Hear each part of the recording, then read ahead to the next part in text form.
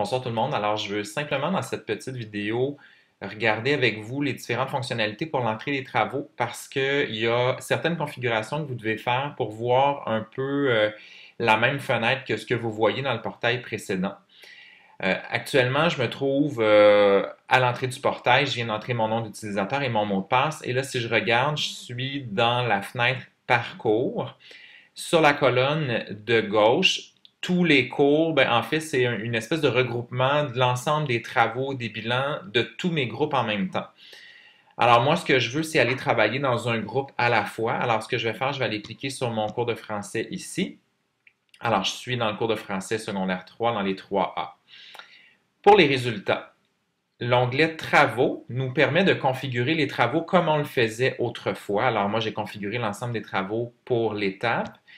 Et quand je veux ajouter un travail, je clique simplement ici sur Ajouter un travail et je choisis un travail évalué ou bien un travail formatif.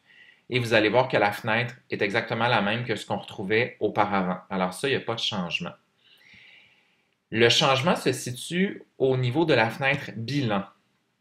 Si j'entre dans cette fenêtre-là, ce que j'ai comme vue, c'est le sommaire des résultats à partir de ce qui est entré jusqu'à maintenant. Alors, actuellement, moi, j'ai entré un travail, les résultats pour un travail pour mes élèves. J'ai vérifié un devoir et j'ai mis une note pour indiquer si le devoir était bien fait ou pas. Alors, c'est la seule note qui est cumulée ici. Si je veux voir le détail comme on le voyait auparavant, je dois aller cliquer sur Entrée des résultats. Et c'est à cet endroit-là que je vais voir les colonnes avec les différents travaux à entrer. Par défaut, je ne vois que 3 colonnes, mais il y a moyen de modifier ça. Pour faire ça, vous allez dans votre profil, ensuite dans Mon compte, et dans Général, vous avez juste ici Colonne de travail. Moi, j'en mets 8. Vous pourriez en mettre moins, c'est vous qui choisissez. Et pour que la modification puisse être validée, vous devez entrer de nouveau votre mot de passe dans le bas et cliquer sur Enregistrer. Alors, la modification étant effectuée, si je vais dans Parcours et que je retourne dans Bilan, je reclique sur Entrée des résultats, on voit que maintenant, j'ai 8 colonnes de travail. Alors, ça me permet d'avoir une vision d'ensemble de ce qui a été entré ou de ce que je veux entrer comme résultat.